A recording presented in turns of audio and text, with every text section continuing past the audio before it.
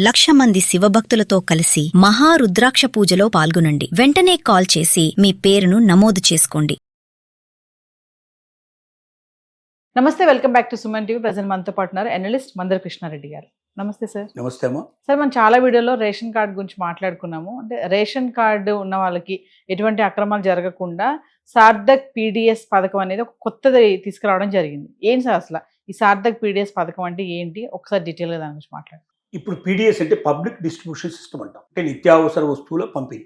దేశంలో ఎవరు కూడా ఆకలితో చనిపోకూడదనే ఉద్దేశంతో రైట్ టు ఫుడ్ అనేటువంటి ఒక చట్టం ద్వారా ఆ క్లాజ్ కింద ప్రతి ఒక్కరికి తిండి గింజలు, వంటకు కావాల్సినటువంటి కొన్ని పదార్థాలు రేషన్ దుకాణం ద్వారా దేశమంతా కూడా పనిచేటువంటి వ్యవస్థని సెంట్రల్ గవర్నమెంట్ ఇందిరాగాంధీ టైం నుంచి తీసుకొచ్చింది. అప్పటి నుంచి దాన్ని అమలు చేయడం మొదలుపెట్టారు. దీంట్లో అనేక రకాల అవకతవకలు జరుగుతున్నాయి. కోట్లాది రూపాయల కుంభకోణాలు. మీ బియ్యాన్ని మీరే సేకరించుకోండి, మీరే అమ్మండి, మీ గోడౌన్లో పెట్టుకోండి, మీ మిల్లర్స్ ద్వారానే దాన్ని బియ్యంగా మార్చుకోండి అని చెప్తారు. సేకరించే దగ్గర దీంట్లో చాలామంది అవకతవకలకు పాల్పడుతున్నారు. దాన్ని తీసుకెళ్లి ట్రాన్స్పోర్ట్ చేసే దాంట్లో అవకతవకలు అవుతున్నాయి. దాన్ని గిడ్డంగుల్లో భద్రపరిచే దగ్గర అవకతవకలు అవుతున్నాయి. కొన్ని లక్షల టన్నులు ప్రతి సంవత్సరం కూడా ఈ గోడౌన్లలో సరిగ్గా నిల్వ చేయకపోవడం వల్ల ఎలుకలు, పందికొక్కులు లాంటివి తినేయడం, తడిచిపోయి పాడైపోవడం, పనికి రాకుండా పోవడం, ఇలా రకరకాలుగా జరుగుతుంది. తర్వాత మిల్లర్స్ దగ్గరికి పోయిన తర్వాత ఆ మిల్లర్స్ దగ్గర జరిగేటువంటి అన్యాయాలు, మోసాలు, తిరిగి మళ్ళీ అది ప్రభుత్వం చేతికి వచ్చి ప్రభుత్వం దాన్ని తీసుకొచ్చి రేషన్ డీలర్ దగ్గర చేర్చడం, రేషన్ డీలర్ దగ్గర నుంచి మన దగ్గర రావడం, ఇన్ని జరుగుతున్నాయి.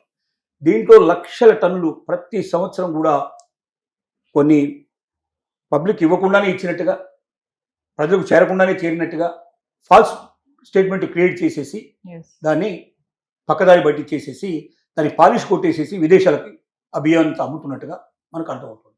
ఈ పద్ధతిని తీసేసి రియల్ టైం గవర్నెన్స్ అంటే ఇక్కడ ఎవరికైనా ఒక రేషన్ దుకాణం నుంచి రేషన్ తీసుకుంటున్నప్పుడు ఇటు స్టేట్ గవర్నమెంట్కి తెలియాలి, అటు సెంట్రల్ గవర్నమెంట్కి తెలియాలి, మధ్యవర్తులు అందరికీ తెలియాలి, ఎక్కడ అన్ని చోట్ల నమోదు కావాలి. ఎలా అవుతుంది? ఇప్పుడు మనం వేలిముద్రల సాయంతో కానీ కళ్ళు దానిలో కానీ లేకపోతే మొహం ఫేస్ అంతా కూడా ఎక్స్ప్రెషన్ అంతా కూడా ఫేషియల్ ఎక్స్ప్రెషన్స్ వచ్చేటట్టు కానీ ఇట్లా రకరకాల పద్ధతులు. ఈ పద్ధతుల్లో ఒకటి కాకుండా 2-3 పద్ధతులను ఒకేసారి అనుసరించే పద్ధతి ఒకటి, తొందరగా పూర్తయ్యేటువంటి సాఫ్ట్వేర్ ఒకటి, అదే టైం లోపల కస్టమర్ దాన్ని తీసుకుంటున్నట్టుగా స్పష్టంగా కలిపిన ఆధారాలు, అంటే దాన్ని ఎక్కడ డూప్లికేట్ చేయడానికి కానీ ఆ కస్టమర్ తప్ప ఇంకెవడో వచ్చి దాని ప్రకారంగా చేయడానికి కానీ వీలు లేకుండా ఉండేటువంటి పటిష్టమైన భద్రతా పద్ధతిని ఏర్పాటు చేసి ఎక్కడ ఒక దీంట్లోపల అన్యాయాలు, అక్రమాలు జరగకుండా, నేరాలు జరగకుండా నిరోధించేటువంటి పద్ధతికి శ్రీకారం చుట్టుతుంది సెంట్రల్ గవర్నమెంట్. అట్లాంటి సాఫ్ట్వేర్ తయారు చేయించింది. దేశం అంతా అదే సాఫ్ట్వేర్ అనుసరించాలి. ఇప్పుడు ఏ రాష్ట్రానికి ఆ రాష్ట్రం సపరేట్గా సాఫ్ట్వేర్లు పెట్టుకున్నాయి, సపరేట్ ఇన్స్ట్రుమెంట్లు పెట్టుకున్నాయి.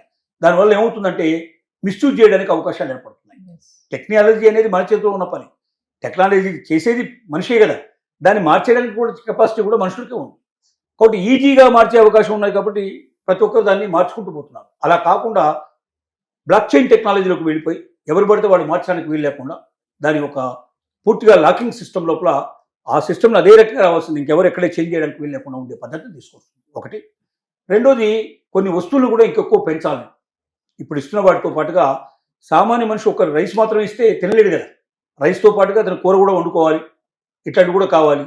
కొన్ని ప్యాడీ ప్రొడక్ట్స్ ఇవి కూడా కావాలి. ఏవైనా గేదెలకు, ఆవులకు సంబంధించిన పాడి పరిశ్రమకు సంబంధించిన కూడా ఏమైనా వాళ్ళకి పాలు కానీ లేకపోతే దాంతో పాటుగా పెరుగు కానీ ఇట్లాంటి చేసుకోవడానికి పాలపొడి కానీ ఇట్లాంటివి కూడా కొన్ని కావాలి. కాబట్టి వీలైనన్ని ఎక్కువ వస్తువులు ఈ పీడిఎస్ ద్వారా సామాన్య ప్రజలకు తక్కువ రేట్లో అందించేటువంటి అవకాశాన్ని కూడా పరిశీలించడం జరుగుతుంది. వీటన్నిటినీ కలిపి ఒకేసారి దీన్ని అమలుపరిచినట్టయితే దీని లోపల లక్షల కోట్లని మనం అరికట్టడానికి అవకాశం ఉంది. రెండోది, నిజమైన ప్రజలకి అందాల్సిన చోట అందుతుంది. ఒకవేళ వాళ్ళు తీసుకోకపోతే తీసుకోలేదు స్పష్టంగా కనబడుతుంది. కాబట్టి దానికి అంతటి కూడా దాని లెక్కలు ఉంటాయి, మిగిలిపోయిన దాని కింద లెక్కేస్తారు దాన్ని. కాబట్టి అది ప్రభుత్వానికి మిగిలిపోతుంది.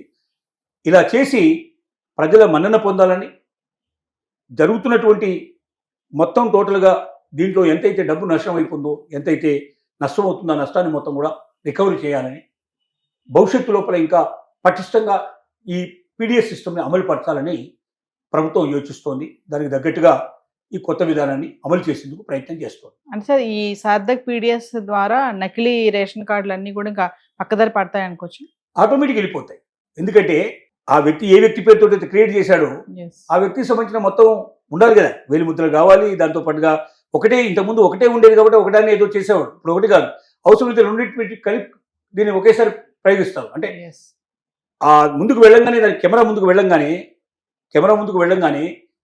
ఒకవైపున మనం ఇక్కడ మన వేలిముద్ర ఇస్తున్నాం, మన కళ్ళు తెరిచి చూస్తున్నాం, ఐరిస్ ఐస్ తర్వాత ఫేషియల్ ఎక్స్ప్రెస్ మొత్తం వచ్చేసినాయి. ఫేషియల్ ఎక్స్ప్రెస్ వచ్చింది, ఐస్ వచ్చింది, వేలిముద్ర వచ్చింది, మూడు ఒకేసారి లేదా ఇంట్లో ఏదైనా రెండింటి ప్రమాణంగా తీసుకున్నా కూడా అంత సులభంగా డూప్లికేట్ చేయడానికి వీలు పడిన పరిస్థితి. కాబట్టి తగ్గుతుంది జరుగుతున్నటువంటి మొత్తం 100% ఆగిపోతుందని నేను కూడా అనుకోవడం లేదు, కానీ మ్యాక్సిమం పర్సెంటేజ్ ఆగడానికి అవకాశం ఉంది. అట్లా అయినా కూడా లక్షల కోట్లు మిగులుతాయి, నిజమైన ప్రజలకు అందుతాయి. ఈ రెండు ఉన్నాయి దీంట్లో, నిజమైన ప్రజలకు అందాలి, లక్షల కోట్లు దీంట్లో మిగిలాలి. ఈ రెండు ప్రయోజనాలు నెరవేర్చడానికి సెంట్రల్ గవర్నమెంట్ ప్రయత్నం చేస్తాం. Thank you.